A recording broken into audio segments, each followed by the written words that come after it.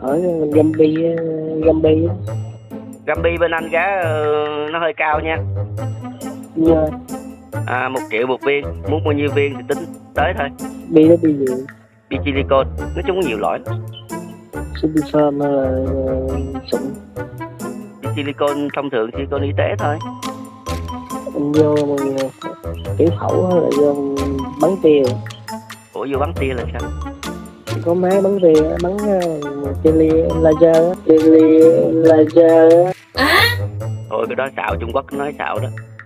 Vô ta mổ bình thường ta nhét vô thôi, chứ laser là gì? Cái đó laser là mấy tụi phòng khám Trung Quốc đó, nó hay bày đặt, nó vẽ ra thêm cho mình nghe nó ghê ghê cho nó tốn tiền thêm thôi chứ. Gambi thì chủ yếu là rạch da ra rồi nhét vô rồi mai lại cầm máu thôi, chứ làm gì có laser gì vậy đó. Nè, cái số này của anh có Zalo đó, nếu mà cần gì thì cứ nhắn tin qua Zalo.